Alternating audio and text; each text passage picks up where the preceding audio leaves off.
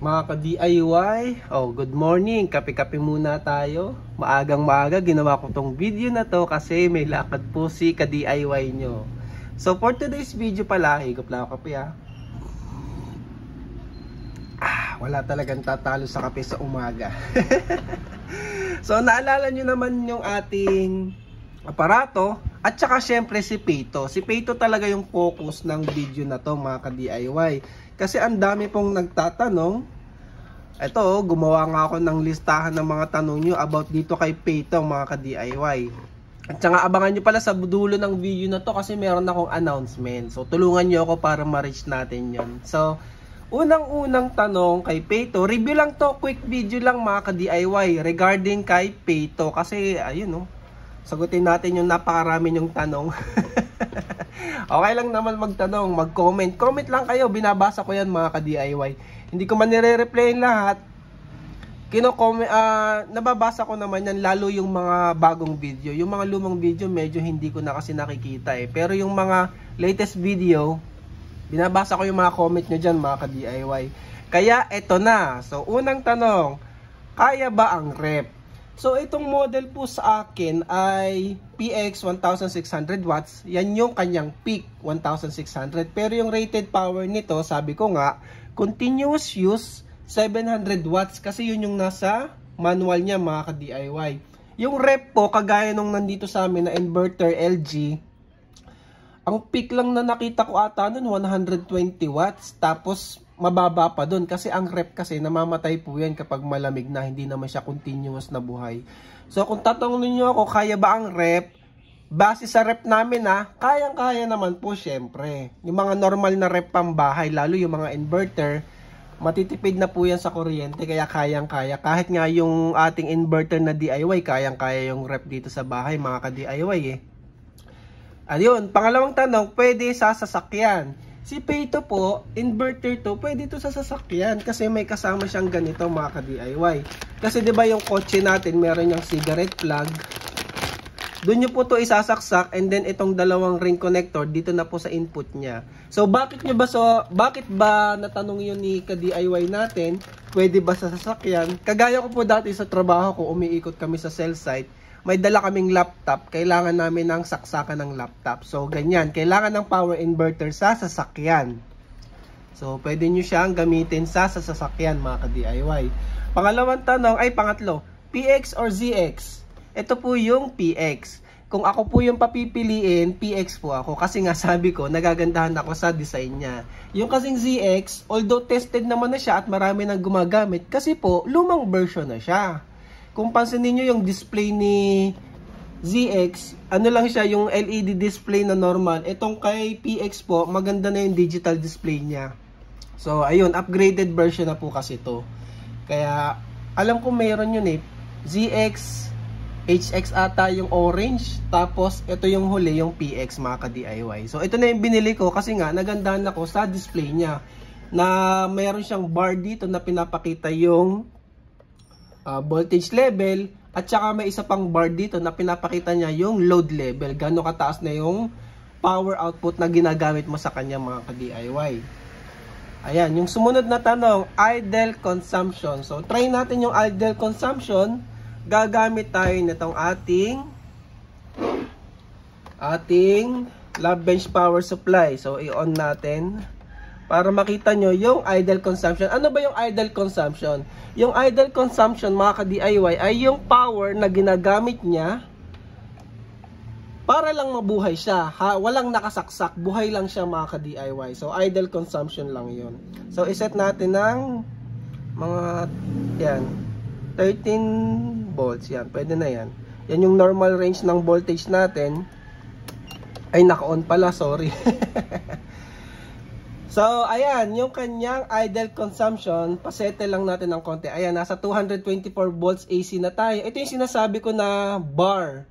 Kung anong voltage level na tayo. So, ayan, kita nyo may bar yan. Tapos dito kapag may load ka, lalabas din dito. Kapag na-overload mo na siya or nasasagad, nakikita nyo magre-red na dito. Mapupuno na yan mga ka-DIY. So, para sagutin yung tanong na idle power consumption, ayan po, 6 watts mga ka-DIY. Kitang-kita nyo naman po, yan yung idle consumption niya. Saan ba nagagamit? Lahat naman po ng device meron yung idle consumption. Siyempre, para mag-operate yung kanyang circuitry, merong voltage yan na ginagamit kahit hindi mo pa ginagamit yung output. Kagaya nitong LCD na to, kumukonsumo yan ng power mga ka-DIY.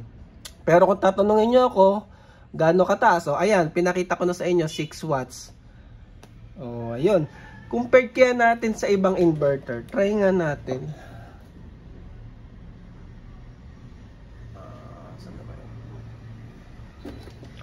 Compared natin dun sa modified sine wave na 400 watts mga ka-DIY. Wait lang ha. So, ito yon, try natin.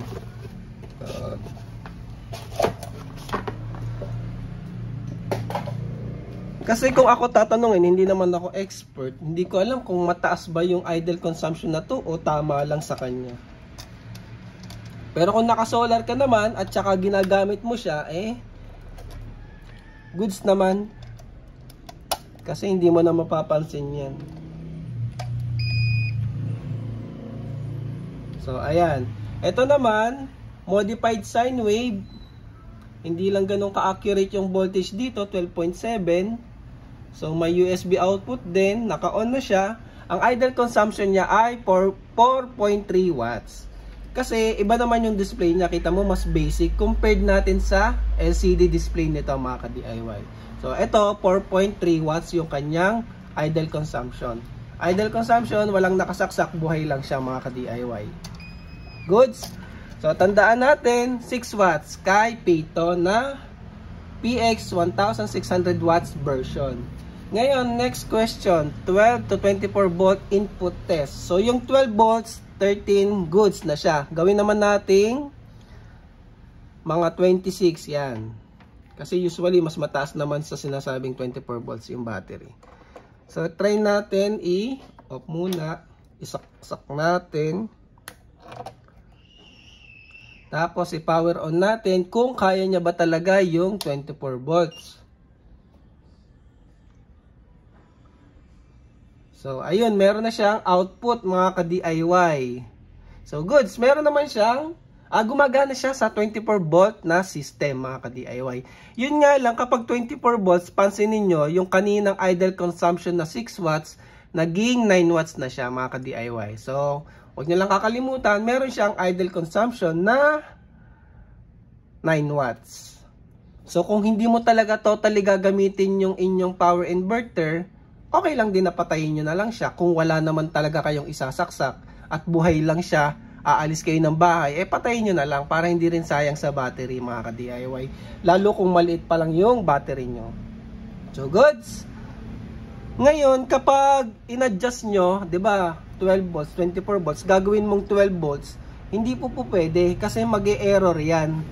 Kasi naka 24 volts siya, tapos binabaan mo yung voltage, nagkakaproblema. Patayin nyo muna bago nyo i-adjust yung voltage nyo. Halimbawa, gagamitin nyo siyang 12 volts, patayin nyo muna, and then gagawin yung 24 volts, patayin nyo muna bago nyo buhayin ulit para mag-update siya sa kanyang input, o diba? Goods na ulit mga ka-DIY. Wag nyo, sa bagay, kapag naman nagpalit kayo ng battery ng 12 volts, 24 volts, talagang mamamatay yun kasi tatanggalin nyo yung input. Ito kasi, naka power supply ako, kaya ayun, na-adjust ko agad yung voltage. So, ayun, balik tayo sa ating mga tanong mga ka-DIY. Pwede ba siya 24/7? Ay, pwede naman po. Walang problema gamitin na 24/7. Lalo, sabi ko nga, continuous power niya 700 watts. Ang recommended ko doon, nasa 500 lang siguro para hindi naman sagad yung ating inverter mga ka-DIY. Kung yung continuous nyo na 500 watts ay mas mataas pa, kuha na lang kayo ng mas mataas pa na version, yung mga 2000 watts. Kasi, ang inverter, parang sasakyan yun eh. Ang sasakyan naman, hindi nyo papatakbuhin ng 150 kilometers per hour lagi. Ay, kilometers per hour lagi, diba? Medyo ano lang, nasa 100, 120, o kaya 80, 60 sa expressway, diba? Kasi, masasagad yung makina. Ganon din naman po sa inverter. Kung gusto nyo tumagal siya, huwag nyo rin siyang sagadin. Mayroon tayong surge na 1,600. Yun ay sa mga starting lang, sa mga motor, ganyan. Continuous power niya, 700 watts. Sagad yon. Pero kung continuous mo talaga siyang gagamitin, wag mong isagad para tumagal yung buhay niya. Kasi kaya niya talaga yung 700. Pero kung ako tatanungin nyo, 500 lang or less pa nga para mas tumagal yung buhay ng inverter. Kasi mag-iinit yan mga ka-DIY. Although may cooling tayo, syempre kapag yung any device naman continuous tumatakbo na napakainit, bibilis yung buhay niya. So rice cooker, kaya ba? Yung rice cooker namin dito mga ka-DIY, 400 watts, kaya ba? Syempre kaya, kasi nga 700 watts to mga ka-DIY. Kung yung rice cooker nyo ay malaki, 1000 watts, hindi kaya mga ka-DIY. Pili ka ng mas malaking rated power na continuous. Halimbawa nga, yung mas malalaki pang version. Yan, 24 volts na init daw. So, try natin. Parang ito nabasa ko, may nag-comment daw sa mga solar group. Pag daw ginamit siya sa 24 volt system, na init daw. So, ayan, naka 24 volt tayo. Hindi ko alam kung yung nainit ba ni Sir naka-idle or may load. Kapag may load, normal pong nainit. Kaya nga po merong cooling fan. Pero kung naka-idle, tapos nainit, nang wala kang ginagawa, may problema yun mga ka-DIY. So, try natin. 1 minute. Mag-a-announce muna ako. Mga ka-DIY, kung interested pala kayong bilhin to, ito, yung ating mga ginagamit sa mga DIY project natin, andito po yung link sa YouTube Shopping. Click nyo lang po yung basket dito sa may left side, o kaya may makikita kayong more dyan, click nyo lang yung more, and then lalabas na dito sa right side yung Shopee link ng mga component or mga devices na binibili po natin. Ngayon, meron po kasing campaign si YouTube Shopping na merong bonus kaming mga affiliate. Affiliate po kasi yun, kaya nga pinopromote ko po yung YouTube Shopping. Dagdag income po yun para sa aming mga content creator. May bonus promo po kasi siya. So meron po akong target sales na hinahangad na sana ma-reach natin. Medyo malaki nga lang po yun, pero kung papalarin kasi, sayang din yung bonus mga ka-DIY. So yung bonus na yon, kapag na-reach ko po, ipapag-giveaway ko po itong aparato natin, di ba? So kung meron po kayong bibilin sa Shopee na na-promote ko na, bilhin niyo na po. Kasi sayang, sana ma-reach natin yung ating quota. So bonus lang yun, di ko alam kung next month meron pa ulit So yung bonus na yun, syempre ibabalik ko din sa inyo yung iba nun mga ka-DIY. Kagaya nga nito, itong aparato ipapag-giveaway natin. So ayun, paano nyo ako masusupport?